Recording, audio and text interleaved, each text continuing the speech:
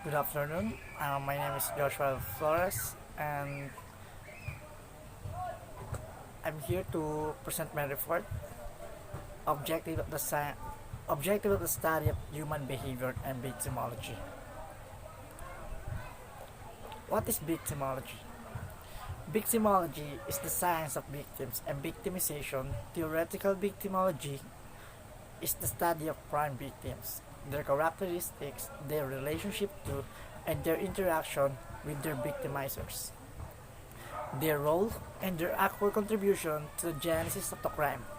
It is also the study of impact crime on victims, in particular the traumatic effects of victimization, victims' response to victimization, and the coping mechanism they use of healing and recovery. Applied victimology is the application of knowledge acquired from study and research on victims and victimization in practice to help and assist those victimized by crime and prevent victimization. So, ano nga ba ang victimology? Ang sabi dito, for you to understand victimology is a study that expound your knowledge about the victim. Answering the question like on your mind, like how did they feel when there's certain event, and also a case to basis where you would if a victim really a victim. Next is, why do we need to study victimology? Victimology gives the psychology professionals a better understanding of those relationships and the psychological impact of crime, which can help them provide more effective feedback and ultimately reduce recidivism. I will answer the question aside from the given answer. As a student, we need to study victimology for us to be knowledgeable in times we encounter some of the near in the future. Next is the goal of victimology. These goals is they want to perceive after learning victimology are to promote research and victimology and on needs,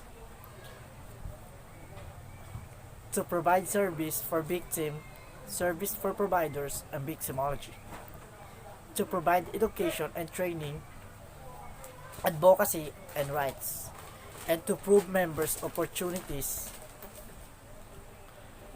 Next is the role victimization plays in offending interchangeable roles of victims and victimizers. The transformations of victims into victimizers is an intriguing, though largely ignored phenomenon. Examples of the passage from the states of victim to state of offender abounds. Among the most obvious are cases of vendetta, vengeance, reprisal, retaliation, getting even, paying back, setting up accounts, as well as the cases of self-defense, vigilance, action, auto justice, or taking the law into one's own hands. To mention but a few, in all these examples, the victimization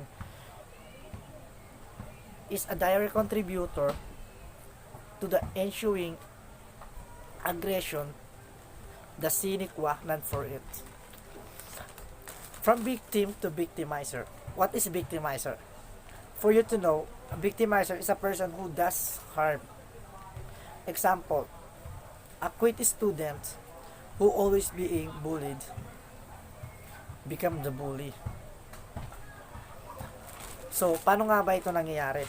O bakit nagagawa nila ito?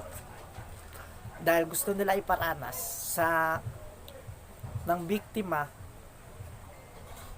ang nararanasan ng kanilang binibiktima. Ganun lang yon. Although this phenomenon is old as the human race itself, it is the only recently it has attracted some attention, particularly in case of battered wife who killed their battering husbands, of abused parents who were themselves abused as children, of rapists and other sexual predators who had been sexual molested or assaulted during their childhood. New terms such as the cycles of violence, intergeneralization, abuse were coined to describe this curious tendency of human beings to subject others to the same pain and anguish to which they had been personally subjected, or to inflict upon others the same victimization they had suffered. So yun nga, yung example dito, yung yung battered wives who killed their battering husbands. Ganun lang yun. Parang gusto niya maghigante at gusto niya iparanas kung ano yung naramdaman niya. The phenomenon of role reversal raises three important issues. Number one, there's a close link between victimization and offending behavior. They are two sides of same coin. Hence, it is impossible to gain a true understanding of one if we ignore the others.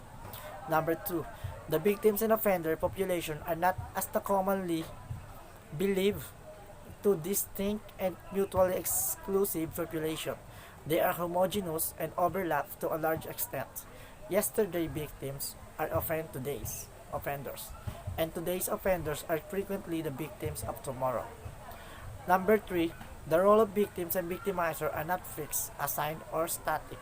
They are dynamic, mutable, interchangeable.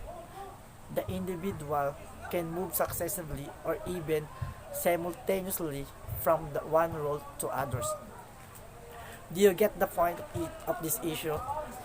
That we cannot ignore this role of victim and victimizer because it does happen most of the time. It is dynamic, means it's constantly changing, so you would not know if today a victim is a victimizer or victimizers. Victimization as an antecedent to violent behavior, from victim to offender. The sense of being victims,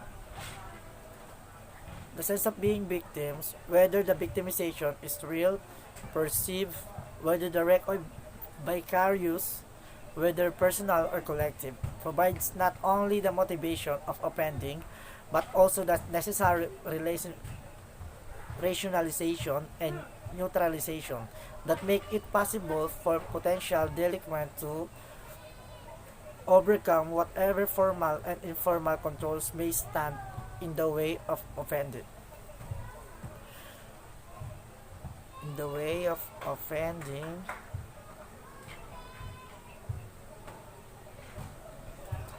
But also the necessary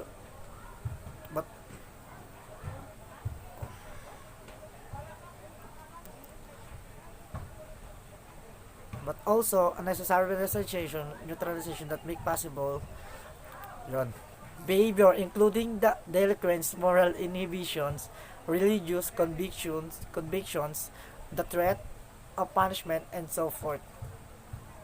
This motivation and justification are capable of transforming the victim into ruthless victimizer.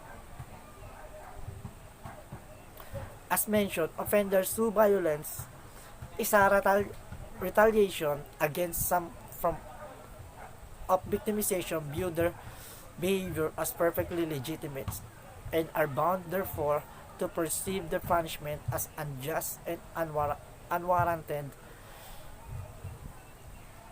If victimization is an important factor of offending, and I strongly believe it is, then one very effective way of preventing crime, particularly violent crime, would be reduce the incidence of victimization, exploitation, and discrimination. It says that ang pagiging biktima ay nasasaad kung ito ba ay totoo o nagpapanggap lang. Though ang victimization have some motivation. So what is motivation?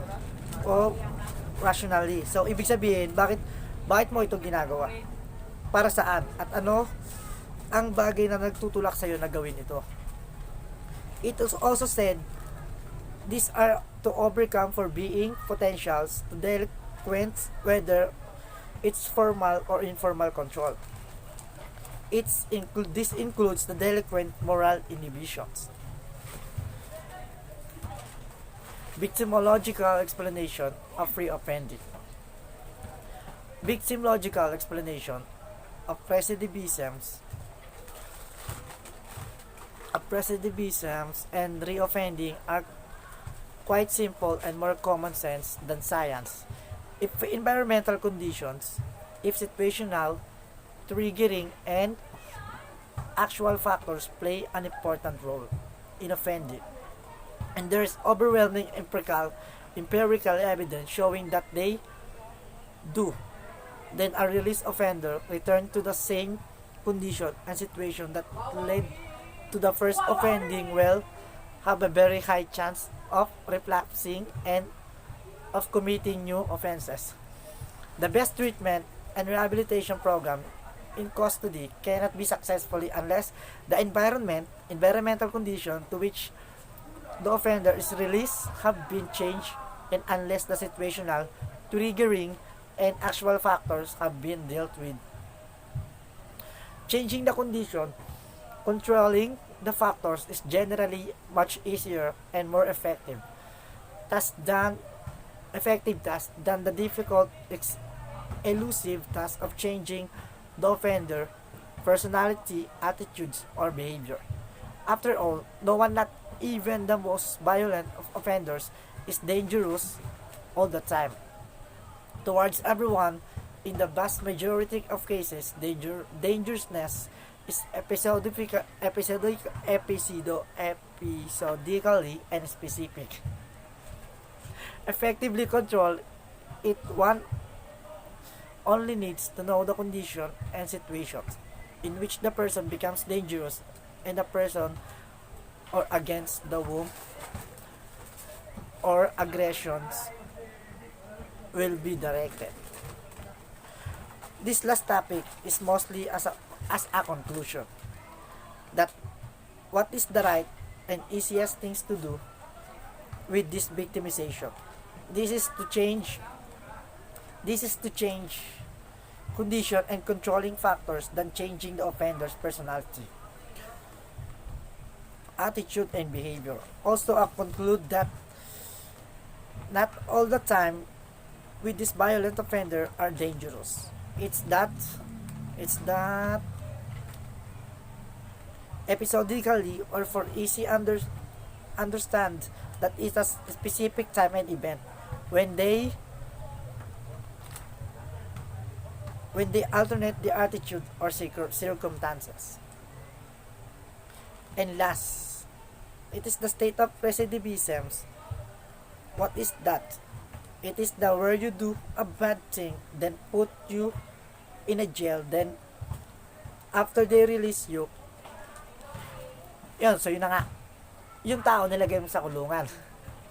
Tapos pagkatapos niya makulong, tapos nung pagkalaya niya, ay bumalik pa niya sa pagiging ganon.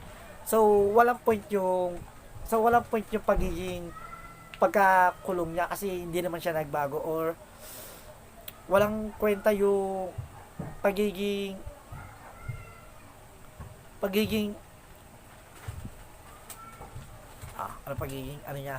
yung pagiging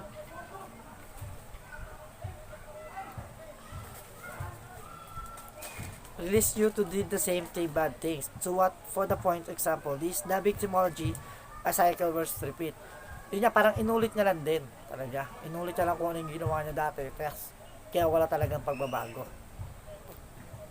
So that's all my report. Thank you.